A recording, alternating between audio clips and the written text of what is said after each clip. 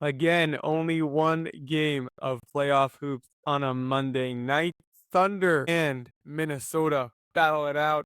Thunder end up winning by 2. We're going to get into it all now. My name is Shlomo Stark. My name is Lady Jacob. And this is the daily basketball recap in 15 minutes or less. Levi, you've intrigued me. Offline, Levi said to me, we are going to disagree today. I'm not sure what we're going to disagree about, so I'm just going to read some facts that are impossible to disagree with because they are facts, and you'll tell me where we're going to disagree. Sounds good. Thunder beat the Timberwolves 128 to 126. That is a fact. SGA had 40 points, 9 rebounds, and 10 assists, and it was his highest scoring playoff game ever. Do we disagree about that? Nope. Okay. Minnesota's bench played very well, and I'm including McDaniels in the bench. McDaniel, Alexander Walker, who I've heard on the broadcast that is Shea's cousin 45 times, and Dante DiVincenzo all played well. We were a good Julius Randle game or a better Anthony Edwards game away from a Timberwolves win. Do we disagree about that? No, I don't know about a win, but definitely We lost by 2, so just like statistically, like I get it. Julius Randle had 5 points, shot 1 for 7. Anthony Edwards had 16 points, 5 of 13. In theory, one of them scores 3 more. Like again, the game is different if there's 3 more, but in theory, you have to assume if they had 30 or 20 points, they would win the game. It's just a fair assumption. We don't disagree about that. Nope. Okay. Jalen Williams was phenomenal. 34 points. Shot 13 of 24, 6 of 9 shooting. He was great. Also, great 3-point shooting in the fourth. Really came through big. Yep. Huge. I thought Chet was great too. Yeah. Very efficient. He's been great all playoffs. Everything I've said now is fact, pretty much. This is where I think my first opinion is. I'm not even sure this is an opinion. I feel like this is fact. I just feel like the Timberwolves had this one and they blew it.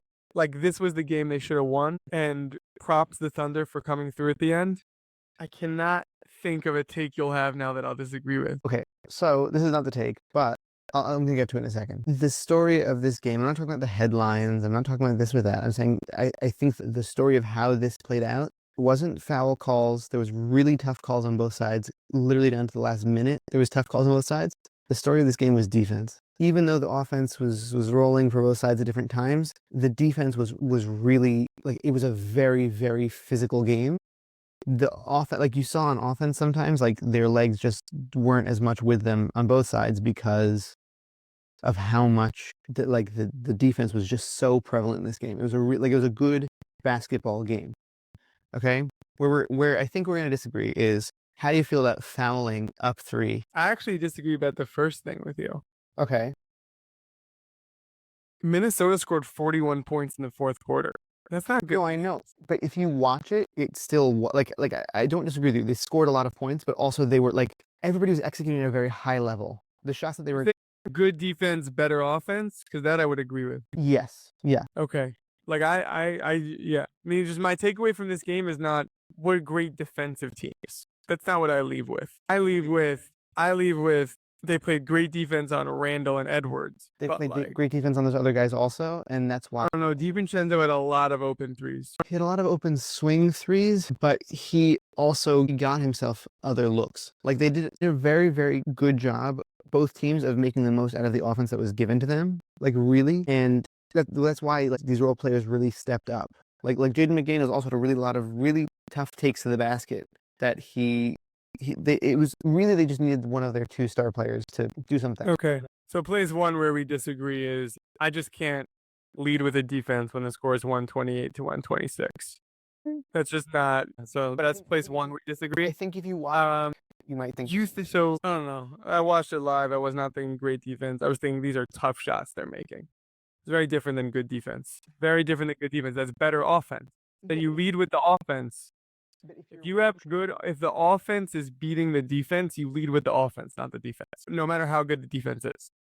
I get it. If scoring, the offense is better than the defense, no matter how good the defense is. It just doesn't make sense. If the defense was good, it would stop the offense. If it's a low scoring game, the defense Like there was just really good, or it could be they shot badly. But I'm saying it was better, like just better. This was better offense than good defense. It had to be. The offense was better than as good as the defense was. The offense was better. Otherwise, the game wouldn't be this high scoring. But in the modern NBA, this is like a.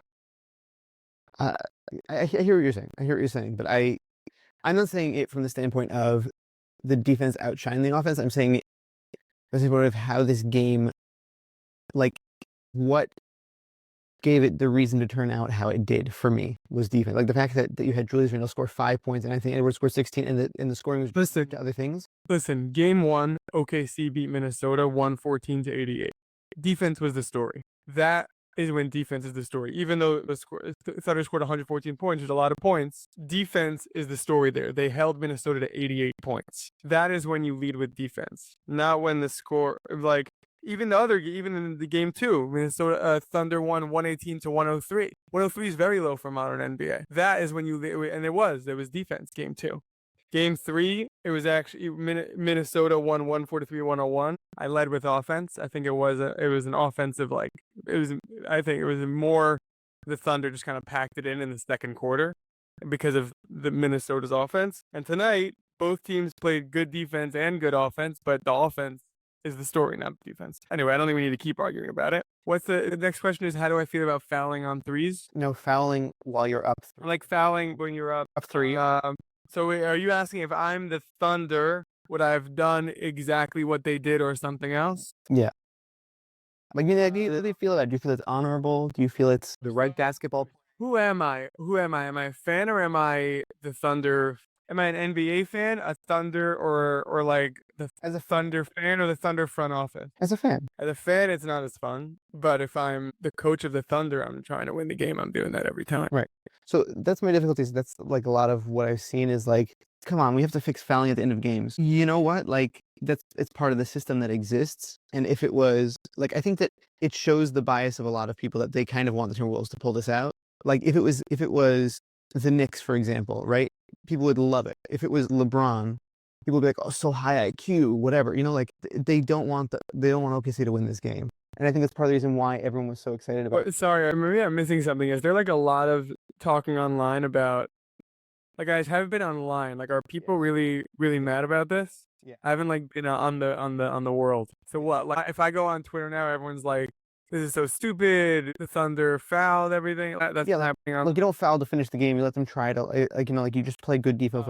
No, I disagree. I thought it was funny. We agree on this, but not on the thing you thought we would disagree on. I totally agree with you. I think this was like just excellent coaching by the Thunder and perfect execution down the stretch. They like nailed it. Like Caruso would foul Edwards at the exact perfect time, right. Getting Nas Reed like not even like half a second go by. So they did that perfectly. You could argue if you want to change the rules. Like that's a fair argument. But the rules that are given, they executed it perfect. Like not to get financial here, but you remember when the GameStop had their like big short? So when the person who shorted GameStop, his name's Gabe Plotkin, he was interviewed. He was the head of a hedge fund called Melvin. I'm getting really like inside baseball on this finance stuff, but I like finance. So when during the GameStop trial, this was all recorded live.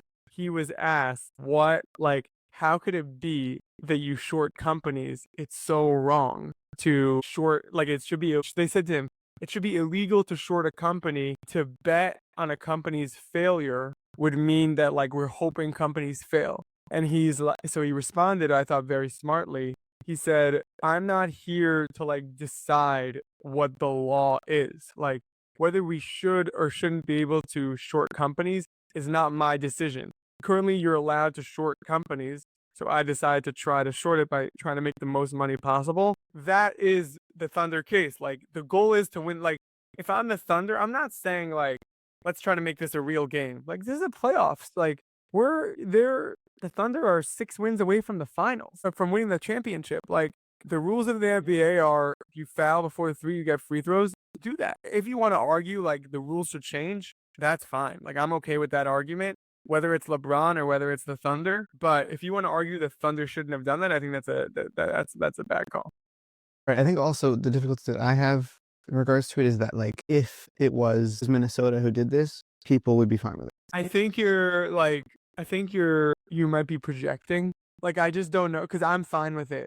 Meaning, So I don't know who we're talking about. Like, if it's not they're going to have with you, that's fine. It's not they're going to have with you. so like, I'm not sure who we're like mad at.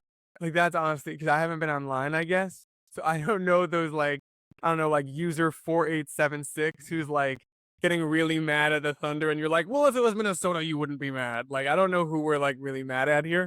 Like, I completely agree with you. I think they executed well. I would think it if it was LeBron. I would think it if it was the Knicks.